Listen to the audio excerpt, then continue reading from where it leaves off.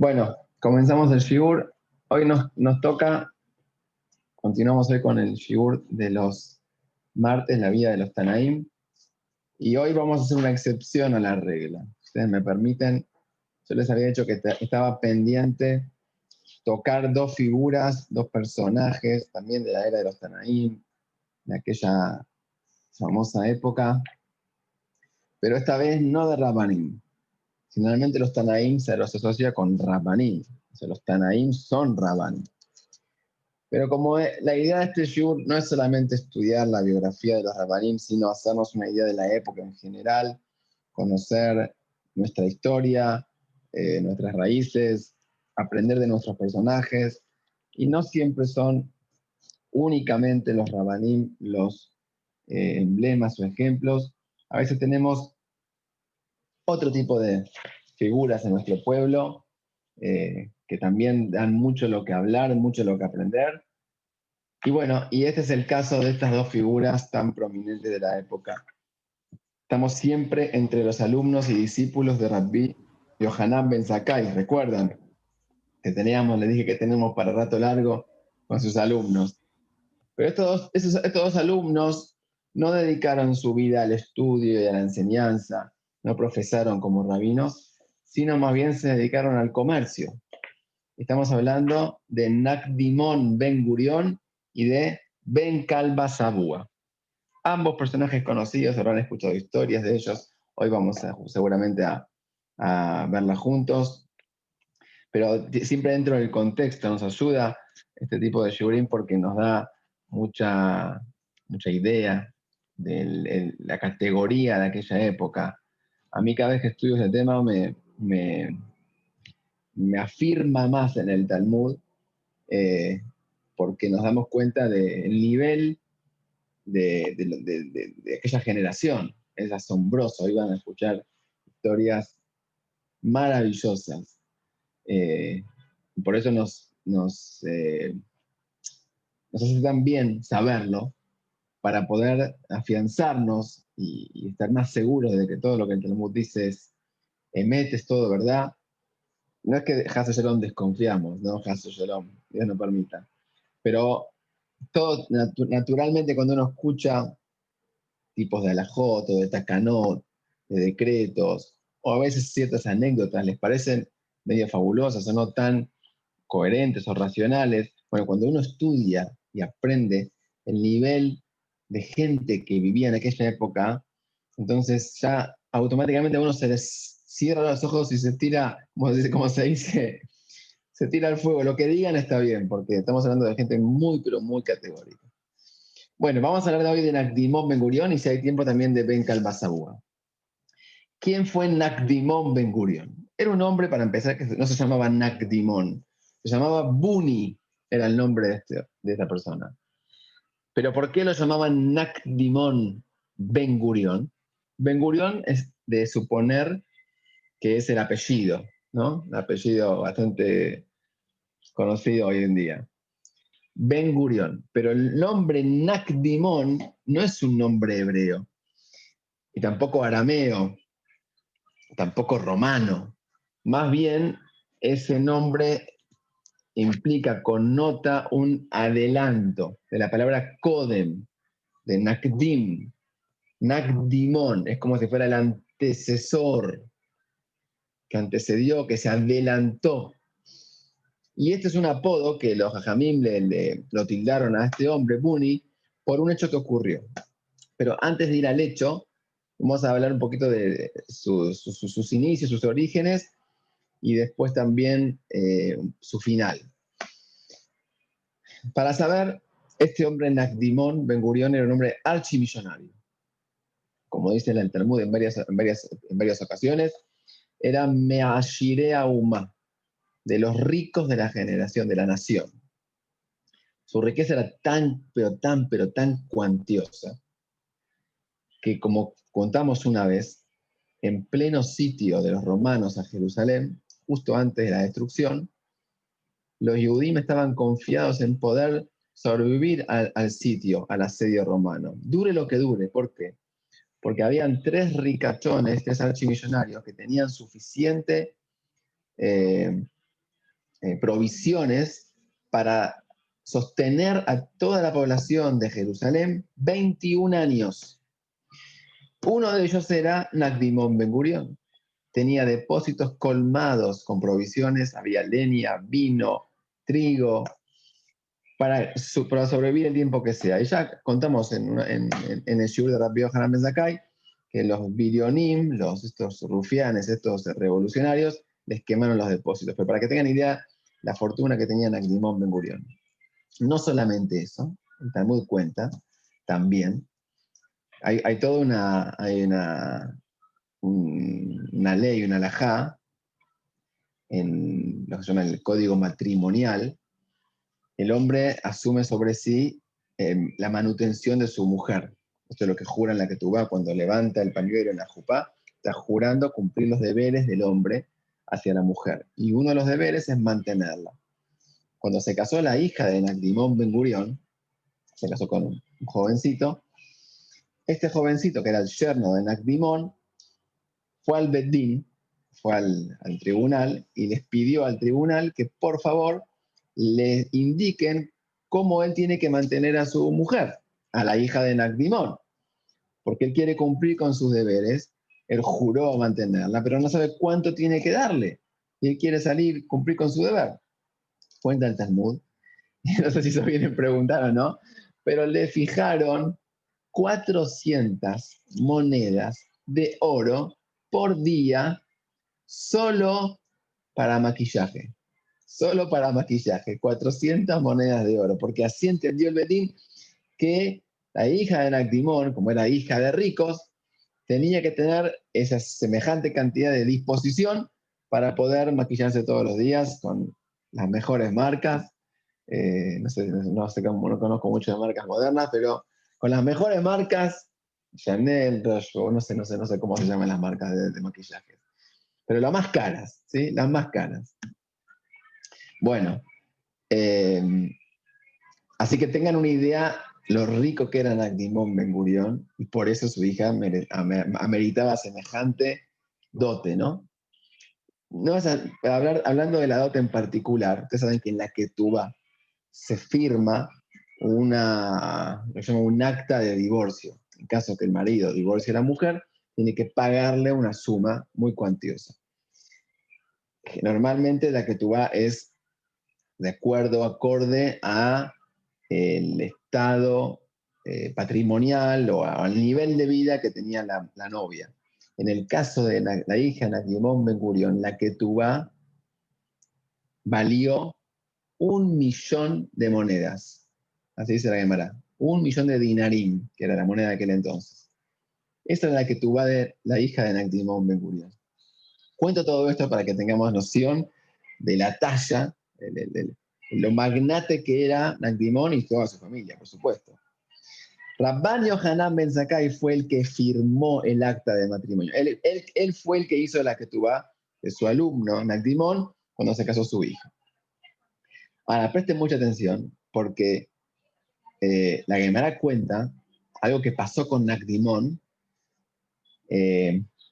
dada su condición de protector y archimillonario y gran filántropo, y por el cual le mereció el apodo de Nagdimón. Y el hecho fue el siguiente. Todavía estamos en la época, digamos, en la época, el Betamigdash estaba construido todavía. Nagdimón vivió la destrucción, pero antes que se destruya, habían los famosos Olé Regalim, que eran los que iban al Beit HaMikdash, las fiestas, Pesach, Shavuot y Sukkot, y una mitzvah de la Torah, de los que viven en Israel, digamos, es subir a Jerusalén al Beit HaMikdash. Ustedes saben que semejante peregrinación tiene que estar organizada. Así como hoy en día los que van a Meirón, Lag BaOmer, hay toda una estructura montada para recibir y albergar el 1.000.000 de personas que van a Meirón. Bueno, a Jerusalén era lo mismo, eran más de 1.000.000 de personas que viajaban a Jerusalén. Y los residentes de Jerusalén eran los encargados de organizarse, aprovisionarse, para que cuando reciban a todos esa masa de Yehudim, poder darles comida, alimentos, bebida, etc., alojamiento. Nagdimón era uno de los responsables. Y era justo un año que hubo mucha hambruna, mucha sequía. Y la gran preocupación es, con tanta sequía, los pozos estaban vacíos de agua. Entonces la pregunta es, ¿qué se le dará de tomar a todos los millones de Yehudim que vengan a Jerusalén? Entonces Nacdimón dijo, yo me voy a ocupar del agua. Habló Nacdimón con un Egmón. Egmón es una figura típica del Talmud que hace referencia a un romano ricachón, una especie de terrateniente o una especie de gobernador, se llamaban el Egmón. Y este Egmón, por supuesto, tenía, digamos, el protectorado romano, y también se ve que tenía muy buen pasar.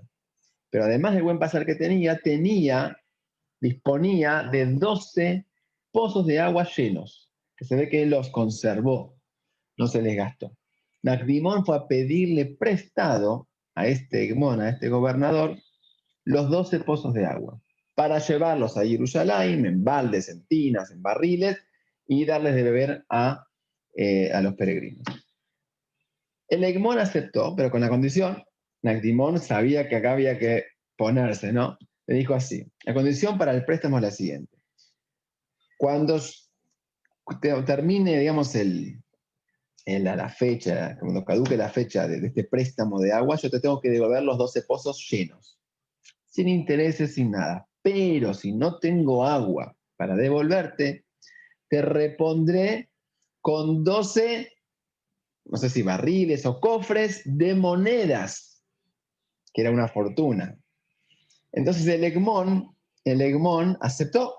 ¿Por qué aceptó? Era de imaginarse que con semejante sequía, ¿no? Estos pozos no se llenan más. Esto es plata servida, plata asegurada. Y aceptó. Y Nacdimón llevó el agua a Jerusalén. Durante toda la fiesta la gente tuvo lo que beber. Transcurren las semanas, digamos, hasta que llega la fecha límite para la devolución del préstamo. Y lo que sucede es que ese mismo día donde Nacdimón debía devolver los pozos llenos, todavía no había llovido ni una gota. A la mañana, este Egmón, este gobernador, le manda a avisar a Nacdimón, por favor, quiero mi dinero. Y Nacdimón le devuelve, le manda un emisario, diciéndole, todavía no terminó el día. La fecha es hasta que termine el día. Todavía no terminó. Al mediodía, el Egmón, medio impaciente, le devuelve otro emisario. Quiero mi dinero. Y Nacdimón le manda de responder, todavía no terminó, queda toda la tarde. A la tarde, ahora sí, ya se pone el sol, el Egmón nuevamente vuelve a exigir el pago, y Nacdimón le dice, todavía no terminó el día.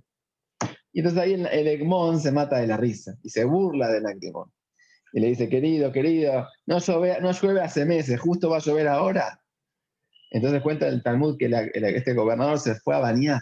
Tenía una tina, una ducha, y se fue a bañar contento y feliz, sabiendo que tenía un capital gigante que le iba a ingresar. Cerran, sí. Bueno, es interesante, es muy interesante que el Egmón sabía, este gobernador, sabía que el día termina cuando se pone el sol, no a la mañana. ¿Para qué allá a la mañana empezó a exigir y a pinchar? El Benizai dice que lo hizo para poner nervioso a Nacdimón. Porque este gobernador sabía que los Yehudim, cuando están desesperados, siempre le rezan a Hashem, pero en la desesperación se dirigen con todo el fervor a Dios y es posible que ocurra el milagro. Pero este gobernador no quería que ocurra el milagro. Por eso lo empezó a presionar a Nacdimón con tiempo para ponerlo nervioso y que no pueda rezar de tantos nervios. Con todo eso, dice el Talmud, que cuando se estaba haciendo de noche, Nacdimón Ben Gurión entró al Beit HaMikdash y empezó a rezarle a Hashem. Y el rezo que le dijo a Hashem fue el siguiente: Hashem, vos sabés que este préstamo que yo asumí no lo hice por mi honor, yo lo hice por tu honor, para que los Yehudim tengan lo que tomar durante las fiestas. te pido por favor que me respondas y me envíes el agua para devolver el préstamo a tiempo y en forma. El Talmud cuenta que empieza a llover. Empieza a llover, llover, llover, llover a cántaros. Tal es así que se llenaron todos los pozos de agua que Nacdimón debía devolverle al gobernador. Pero lo que pasó fue que cuando se encuentra Nacdimón, ya era de noche, ¿no? Nacdimón y el gobernador, Nacdimón lo burla, devolviéndole la burla al gobernador, le dice, mira, yo te devolví más de lo que debía, así que vos tenés que pagarme a mí. Y le dice el gobernador, yo sé que Dios te hizo un milagro, pero te lo hizo muy tarde, porque llovió cuando era de noche. Ya se había puesto el sol cuando llovió. Entonces Dios me hizo a mí el milagro, no te lo hizo a vos. Así que Dios me dio el agua a mí y además me tenés que pagar los 12 cofres con monedas tal como me habías prometido. Entonces Nacdimón podría, hay todo un debate si Nacdimón tenía lo que responderle al gobernador o no. Polémicamente se puede decir que Nacdimón le hubiera dicho, mirá, llovió, nadie sabía si era de día o de noche porque cuando llueve el sol no se ve, nadie observó la puesta del sol. Pero Nacdimón no quiso hacer nada de eso, no quiso discutir, no quiso ir a un betín, a un tribunal, no quiso que este gobernador tenga lo que hablar. ¿Saben lo que hizo Nacdimón Ben Gurión? Escuchen bien, muy interesante. Vuelve al Beit HaMikdash y era muy significativo que vaya al Beit HaMikdash, no solamente porque es el templo sagrado y las tefilot se escuchan, no solamente por eso. Iba al Beit HaMikdash porque en el Beit HaMikdash está el Mizbeach, el altar, y en el altar, en la fiesta, justamente pedimos por las lluvias. Entonces Nacdimón le pide a Hashem en el mismo lugar donde se pidió por lluvias, que le mande las lluvias. Entonces Nacdimón vuelve al Beit HaMikdash y le dice a Hashem, demostrale al mundo que tenés seres, a forma de decir, ¿no? Que tenés personas queridas por vos en la tierra, que tenés amados. Demostrar al mundo que me querés. Y Hashem, escuchen el milagro que sucedió, esto es increíble. Las nubes se despejaron y apareció el sol.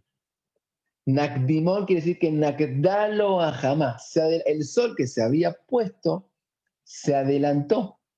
Si eran las 8 de la noche, se hicieron las 7 de la tarde. Y el sol apareció. Entonces le dijo Nakdimón a Nagmón, ¿ves que todavía es de día? Entonces, tus pozos están llenos, cumplí con mi palabra. También hay toda una discusión acá, a ver cómo fue exactamente el milagro, si el sol volvió o si el sol se detuvo. Hay toda una discusión.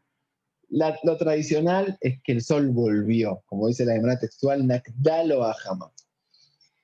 Y es interesante, si el sol volvió, quiere decir que ya se había puesto. Y si ya se había puesto, entonces Nakdimón no pudo cumplir a tiempo y en forma con la devolución del préstamo. Entonces, que después haya vuelto el sol ya fue tarde, porque él ya, en ese momento que el sol sí se puso, antes del milagro de Nacdimón, ya Nacdimón ya debía la plata. ¿Qué importa el milagro que venga después? Una explicación simple y literal es que, bueno, retroactivamente, digamos, la obligación de Nacdimón se anuló porque el sol volvió a su lugar. Pero hay otras explicaciones que dicen que nadie vio al sol ponerse. ¿Está bien? Nadie vio al sol ponerse porque estaba nublado, justamente porque llovía. Pero, cuando cuando las nubes se abrieron y la gente vio el sol en su lugar, la gente pensó que era de día. No sabían que se había puesto y volvió. Solamente los jajamín, que entendieron el milagro que había ocurrido y conocían exactamente el horario y el pronóstico y conocen exactamente la ubicación, porque los jajamín son expertos digamos, en todo lo que es el calendario, sabían que el sol se había retraído, se había anticipado. Entonces, por eso es que este gobernador aceptó que perdió la apuesta y tuvo que aceptar, digamos, quedarse con el agua y no recibir el dinero. El gobernador le dijo, gracias que tienen un Dios como el de ustedes, es que te salvaste de pagar el dinero que te habías comprometido. Y en ese momento hubo un gran kiddush, una gran santificación del nombre de Dios. Todo gracias a Nagdimón Ben Gurión. El Talmud dice que solamente a 3 personas en la historia se les adelantó el sol, y uno fue Moshe, el otro Yoshua bin Nun, y el tercero es Nagdimón Ben Gurión. El Talmud equipara, nivela a Nagdimón a la talla de Moshe y Yoshua, que tenían ese poder en el cielo de, digamos, de alterar el curso, la órbita solar, es algo impresionante. Este era Nagdimón Ben Gurión, esta era la categoría de él. Llama la atención muchísimo cómo termina la dinastía de Nagdimón Ben Gurión, la fortuna de Nagdimón Ben Gurión. Y esto da mucho que aprender. Después de, ustedes saben que, como yo les conté antes, los depósitos de alimentos que tenía Nagdimón fueron todos quemados. No se sabe bien qué pasó con Nagdimón, si murió en la guerra, si falleció después del Jurbán, no está nada escrito sobre eso. Sí está escrito que Rabban Yohanan Ben Zakkai, después de la hambruna y después de toda la destrucción, después de esa desolación, vio, él estaba con sus alumnos y vio a la hija de Nagdimón, esta hija de la cual hablamos antes, buscando alimentos entre los excrementos de los animales. Y le pregunta, y cuando Rabban Yohanan la vio, esta hija le dice, Rebi, deme de comer, no tengo lo que comer. Era tanta la inanición que había en aquella época. Entonces Rabban Yohanan Ben Zakkai le dijo, ¿vos no sos la hija de Nagdimón Ben Gurión, el famoso rico de Jerusalén? ¿Qué pasó con la fortuna de tu padre? ¿Qué pasó con tu fortuna? Y le responde la hija con mucha honestidad y mucha autocrítica. Le dice, maestro, Rabban Yohanan, ¿usted acaso no sabe el lema en la frase de nuestros sabios que dicen, Melach Mamón Haser, la sal del dinero es su falta? Vamos a explicar un poquito mejor. La sal es un conservante natural. El conservante del mamón es el haser, lo que falte. O sea, lo que uno quite de su mamón, ¿para qué? Con fines benéficos, para acá o para hacer Gemilut Hasadim, cualquier tipo de favores. Todo lo que quite es conserva. O sea, no estás restando nada, estás conservando lo que tenés. Así le dijo la hija de Nagdimón a Rabban Yohanan. Y le dice, la hija de Rabban Yohanan, antes que Rabban Yohanan abra la boca, porque la pregunta que iba a saltar inmediatamente es la siguiente: ¿cómo me decís que tu papá, que fue el famosísimo filántropo, no dio lo suficiente? ¿No hubo más benefactor que él? ¿De él me hablas de que no dio tzedaká? Dice el Talmud que la hija reconoció que su padre, cuando daba la tzedaká, lo hacía para honrarse a sí mismo. O sea, él, por supuesto estamos hablando de gente tzadikim. No a cualquiera se le hace un milagro como el del sol.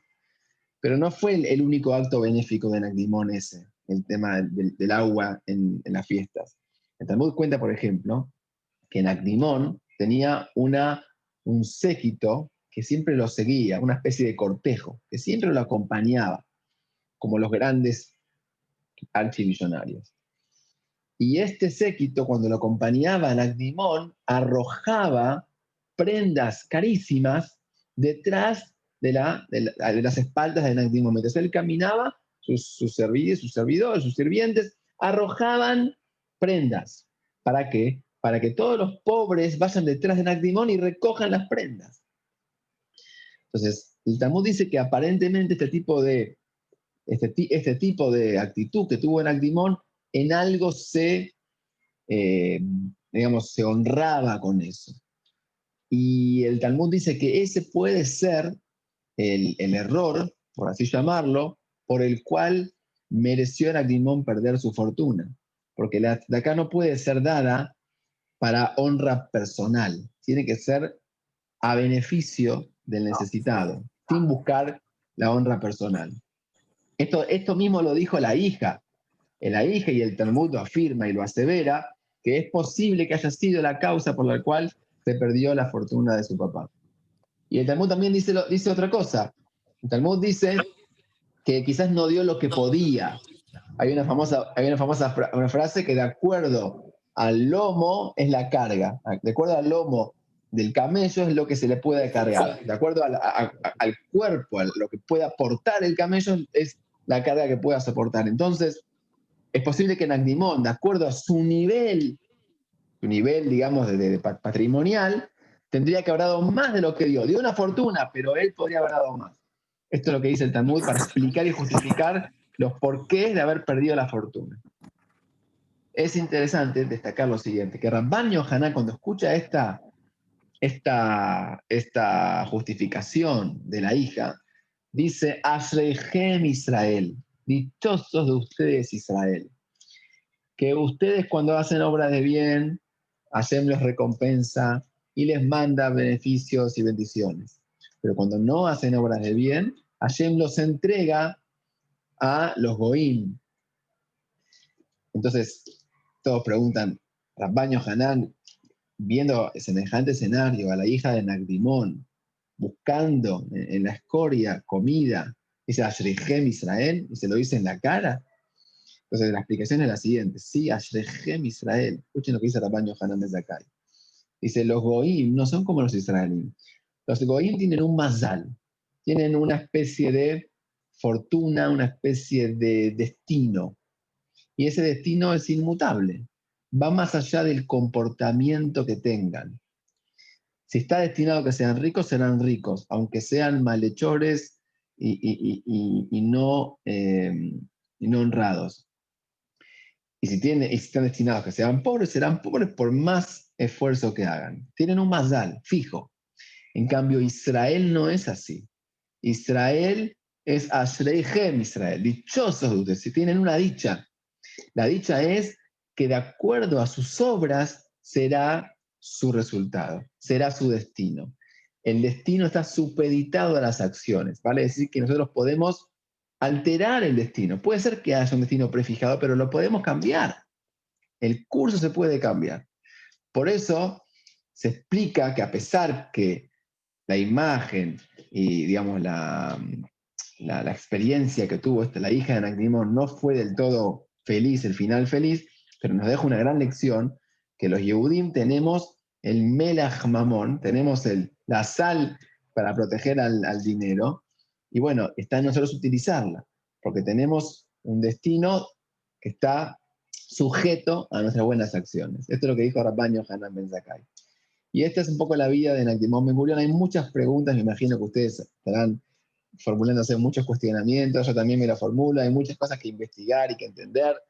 A ver, hay una especie de contradicción.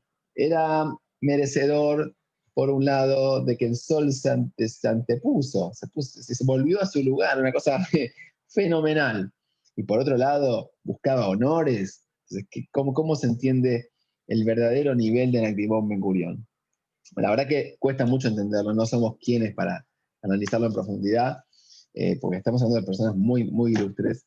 Pero bueno, con todo eso podemos decir que primero que la vida de Nagdimón fue longeva, pudo haber tenido varias etapas, o pudo haber sentido un poquito de honor que estuvo desubicado, y a pesar que la meritaba, y Hashem lo quería a Nagdimón, porque Hashem demostró que lo quería, él pidió demostrar al mundo que tenés un amado, y Hashem le demostró al mundo. Pero bueno, Hashem es como sabemos que les exige a los tzadikim, a la gente justa y honrada, les exige llegar a la perfección. Por eso a Nagdimón le exigía aún más y más y más y más. Y es posible que esa sea la explicación de por qué Nagdimón perdió la fortuna. Pero repetimos, no era un tema acá de dinero, y el hecho de haber perdido la fortuna no quiere decir que le bajamos la categoría, ni que era un hombre rayaja, se de ninguna manera. Simplemente que en ese momento, ¿no? De que fue el momento del Jurbán, un momento de destrucción, un momento de mucha, llamémosle así, de mucha conmoción, a ciertos tzadikim Hashem les pone como la vara muy alta y les exige mucho más que el resto de la población. Y bueno, y también era una lección para todos nosotros de dar lo que podemos dar y hacerlo siempre buscando el beneficio en lo posible en secreto, sin que nadie se entere, simplemente para que el otro reciba, no para que la gente se entere que yo diga, ¿bien? Bueno, es una actitud conocida por todos, no es ninguna novedad, pero bueno, tenemos una fuente en el Talmud, un episodio y un ejemplo de esta actitud. Continúo rápidamente, con la vida de Calva Sabúa, pues ya se nos va la hora, y quiero terminar hoy, así la semana que viene vemos un Taná. De Calva Sabúa hay mucho lo que hablar, pero vamos a reducirlo al episodio más conocido. Ben Calva Sabúa era otro alumno de Rabban Yohanan, y se llamaba Ben Calva Sabúa, a pesar que su nombre no lo sabemos, el nombre verdadero, auténtico de él, pero era otro apodo. Calva es perro, y Sabúa es satisfecho, lleno, saciado. Era el perro saciado, así lo llamaban. ¿Por qué lo llamaban el perro saciado? Porque era tan generoso con sus huéspedes que cuando la gente pobre y hambrienta entraba a su hogar, salía satisfecho y lleno. Entraban hambrientos como un perro y salían hipercolmados. Y como esto era una actitud de cada este hombre, de Calva Sabúa, continua, mereció el apodo de Ben Calva Sabúa. Siempre que decimos esto, sepamos que no es que una vez lo hizo, sino que era su modus, ¿sí? su hábito. Y es muy conocido Ben Calva Sabúa por ser el suegro de Rabbi Akiva.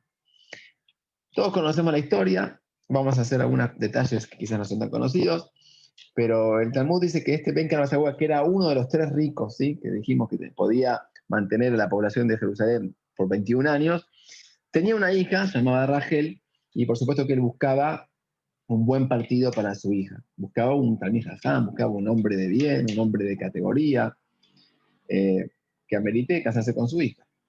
Pero la hija Rachel eligió como marido a Akiva, que era uno de los pastores de Ben Calva Sabúa. Ya hablaremos mucho de Rabbi Akiva cuando llegue el momento, todavía falta. Pero cuando Calva Sabúa se entera que su hija está de novio con Akiva, un pastor ignorante, ama a Ares, Calva Sabúa, para presionar a su hija de que desista de ese matrimonio, la deshereda. Le dice, si te casás con Akiva, no vas a recibir un centavo de mi fortuna. Y Rachel, la hija de Calva Sabúa, a pesar de la amenaza del padre, y no solamente fue una amenaza, de hecho lo cumplió, prometió, juró no darle ni un centavo a su hija Rachel. Con todo eso, Rachel se casó con Rabbi Akiva. Pasaron muchos años, los famosos 24 años que pasaron, que Rabbi Akiva se fue a estudiar, y vuelve a su casa después de 24 años con sus alumnos, y después de 24 años, y repito, como 2 vidas paralelas, sin que se conozcan, porque se habían distanciado padre e hija. A la vez que Rabbi Akiva retornaba a su hogar después de 24 años, ya siendo Rabbi Akiva, su suegro, Ben Calva Sabúa, se arrepiente de haber desheredado a su hija. Y entonces buscaba un jajam, buscó un sabio, a ver si le podía anular su promesa. Y preguntó quién es el sabio del lugar, y le indicaron, ese sabio es un hombre muy conocido, un famoso jajam, él te puede anular la promesa. ¿Quién era ese sabio? Ni más ni menos que Rabbi Akiva, pero no se reconocieron. Mejor dicho, Calva Sabúa no lo reconoció a Rabbi Akiva. No lo reconoció, primero que ni se imaginaba que era Rabbi Akiva. Segundo, es de imaginar que ya estaba mucho más grande, tenía 24 años más. Es de imaginar que tenía barba. Es de a Martín jamás se le hubiera ocurrido que era Rabbi Akiva. Estaba en un Beidín, etcétera, un alto cargo. Entonces Ben Calva Sabúa le dijo, señor rabino, vengo yo a anular mi promesa. ¿Qué promesa hizo?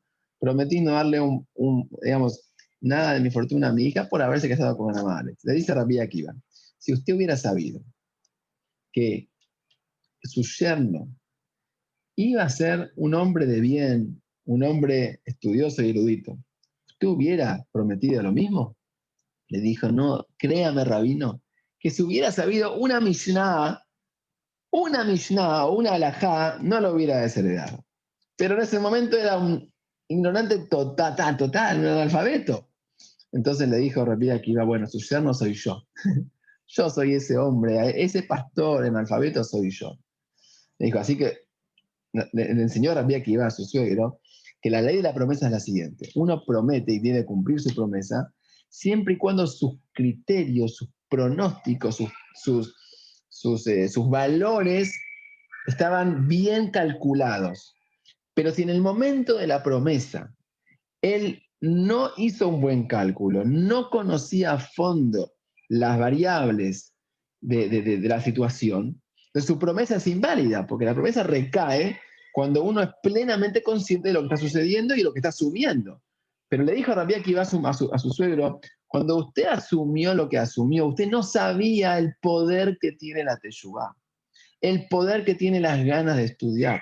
Usted no tenía idea y su yerno, por más analfabeto, además era un hombre grande, tenía 40 años, si él se proponía, podía llegar a lo que iba a llegar.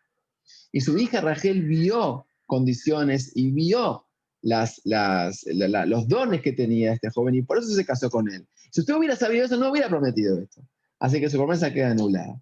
Y cuenta el Talmud que efectivamente Ben Calvazabúa le donó en el acto el 50% de su fortuna a Rabbi Akiva, y Rabbi Akiva pasó de mendigo a millonario en un solo acto.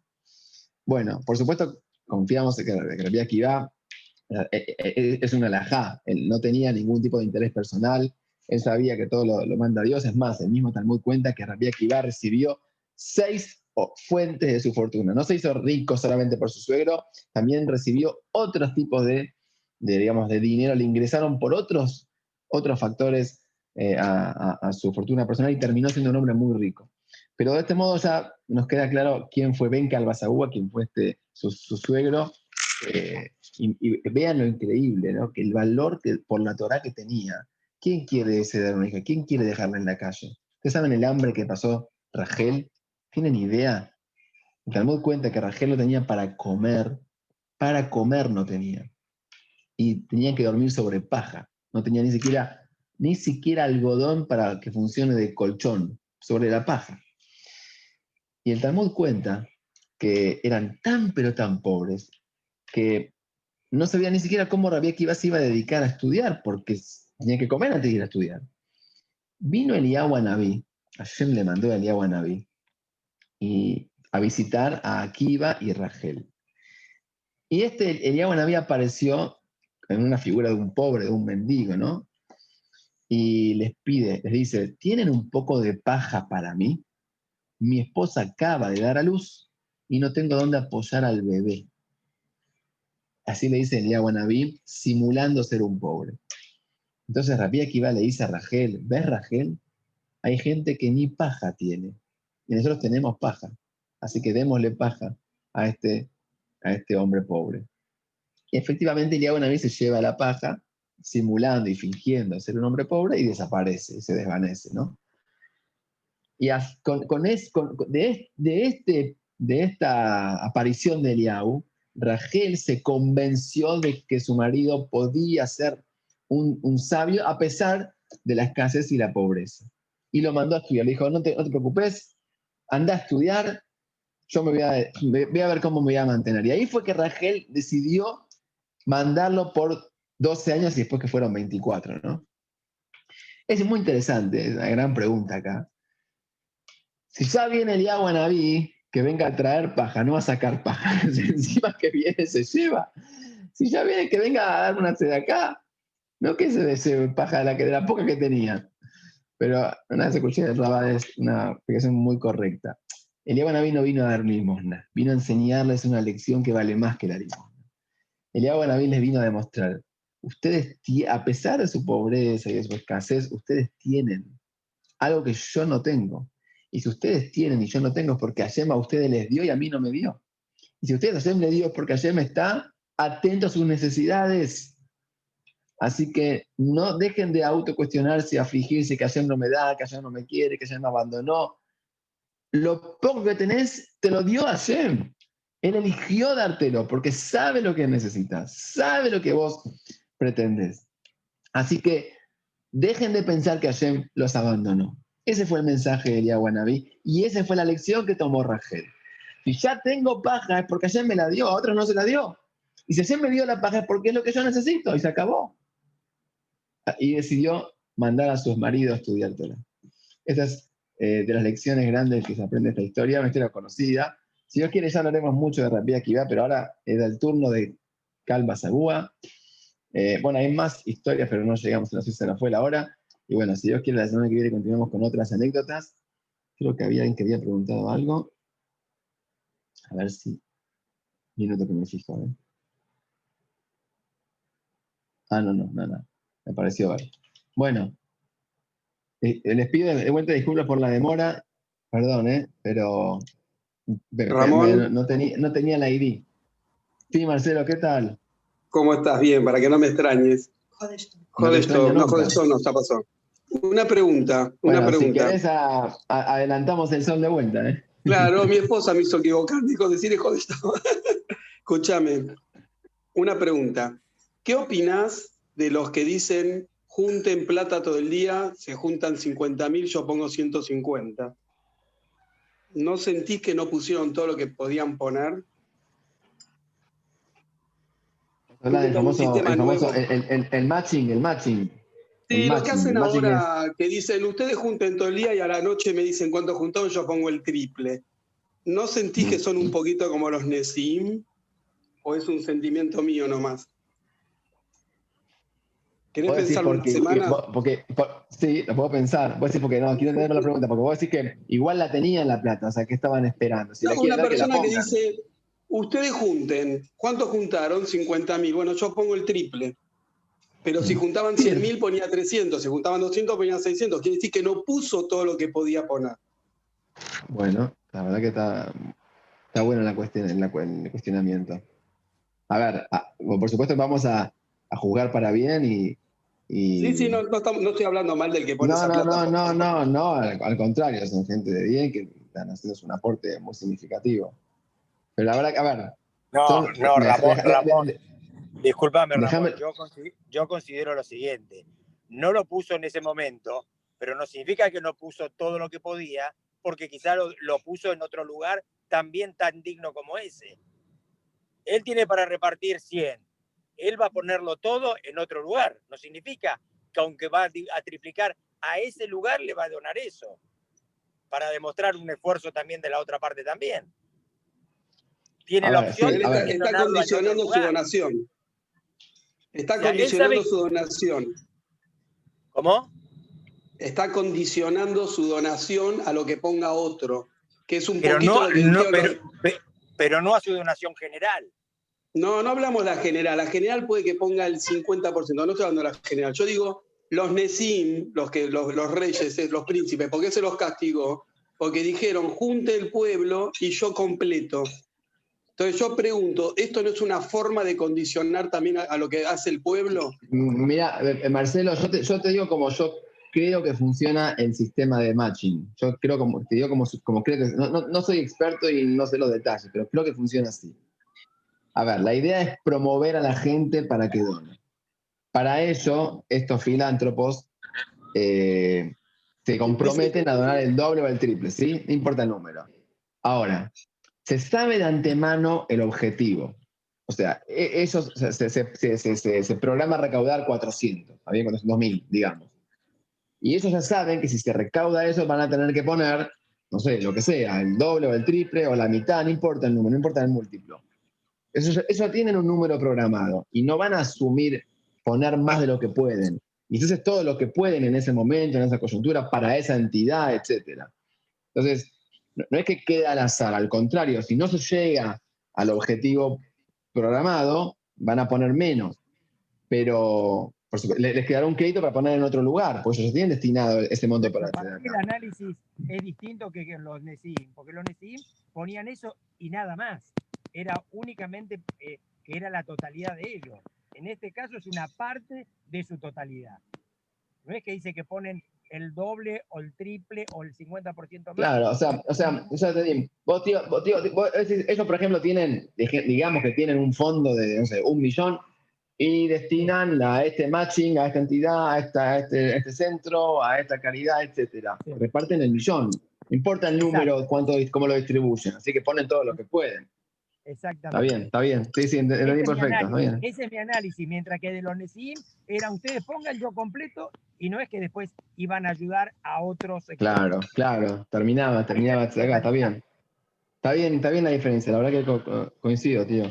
Igual, Marcelo, te repito, a ver, es todo muy personal, y nadie puede saber los números de la otra persona, ni tampoco tenemos por qué ni investigar, ni ahondar, y mucho menos prejuiciarlos, y mucho menos acusarlos. Pero esto que dijimos se aplica a todas las personas, ¿no? Y también quizás se aplicará a una persona que no pone lo que puede poner, y bueno, y se ajusta a condiciones o variables que son aleatorias y no depende de lo que él pueda poner, ¿no?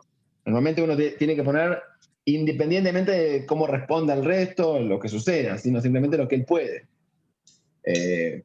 Pero bueno, bueno, mejor yo, no es que estoy seguro, pero creo que el matching funciona así. Ya saben lo que van a poner, no es que están esperando a ver cuánto. Creo, no soy experto, averigua vos. No, tampoco. No, para mí que no saben. No saben, Ramón. Puede ser, no sé. No sabe, porque eso depende de... No siempre escuché que hay techo. Yo no escuché que hay techo. Quizás claro, se pone el triple de lo que se junta. Yo nunca escuché techo. Ajá. Bueno, está bien. Era una pregunta. Era para pensar. Era para debatir algo. Bueno, está Marcelo, bien. qué raro Marcelo debatiendo. Y bueno, Sajúa es así, Sajúa. Está bien, es bueno. Es lo lindo. Te la dejé picando para vos, Sajúa. Dale. Bueno. Chao. Hasta mañana. Hasta mañana, si Dios quiere.